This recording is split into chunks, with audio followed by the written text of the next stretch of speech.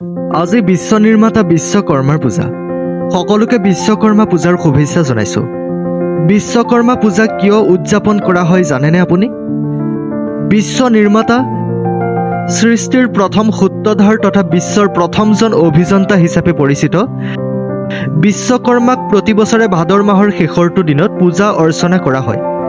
বিশ্বকৰ্মাক বিশ্বৰ আটাইতকৈ পুৰণি কাৰিকৰী গ্ৰন্থৰ ৰচক, শিল্পশাস্ত্ৰৰ উদ্ভাৱক আৰু শ্ৰেষ্ঠ পণ্ডিত হিচাপে বিশ্বাস কৰা হয়। ব্ৰহ্মাৰ পুত্ৰ ধৰ্মৰ সপ্তম পুত্ৰ বাস্তু আছিল শিল্পশাস্ত্ৰৰ উৎপত্তিকাৰী। পৰৱৰ্তী সময়ত বাস্তুদেৱৰ অংগীৰসী নামৰ পত্নীৰ পৰা বিশ্ব খনিকৰ বিশ্বকৰ্মাৰ জন্ম হৈছিল। পিতৃৰ দৰেই বিশ্বকৰ্মাও স্থাপত্যত অধিক পাৰ্গত হৈ পৰিছিল।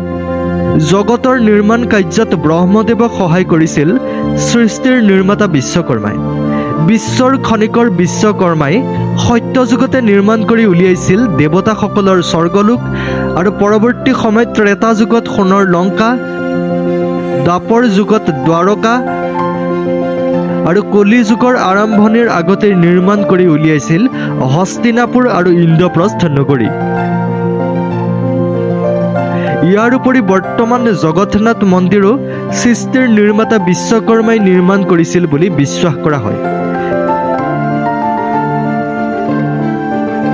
কেৱল ইমানতে সীমাবদ্ধ নাছিল বিশ্বকৰ্মাৰ সৃষ্টি।